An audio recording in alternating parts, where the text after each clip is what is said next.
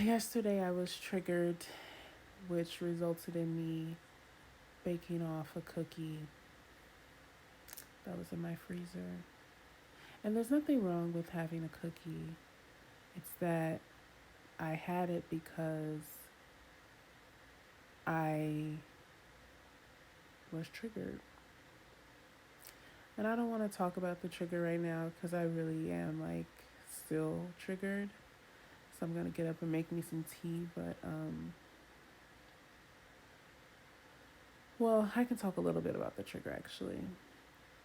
Basically, for those of you guys who know me, you guys know that some of y'all have found me, by the way. What did I expect though? I saw some familiar names start following me, and I'm like, oh no!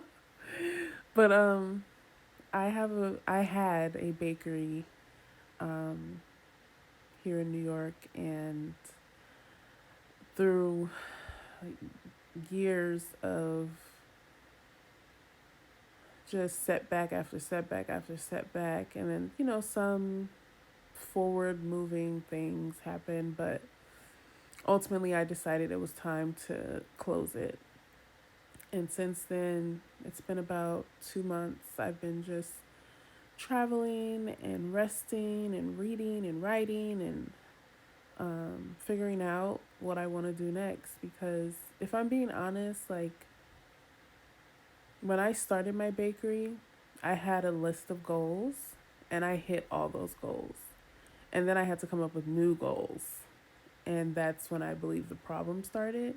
So that's what I believe is what people mean by saying dream really, really big, because it's highly likely when you're a person who's determined, like I have been, that you're going to hit those goals and not know what to do next. So I feel like a lot of the second part of my goals were based off of what I thought was the next most logical step in terms of a bakery in New York. So that means you get a storefront and you do all the things. But my business was healthiest actually when we did not have a storefront. But anyway, I struggle sometimes because I bear my heart. I bear my mind, my thoughts on the internet, and it feels like I've earned a seat at the table, but my name keeps getting skipped over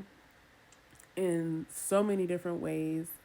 Um, and it breaks my heart because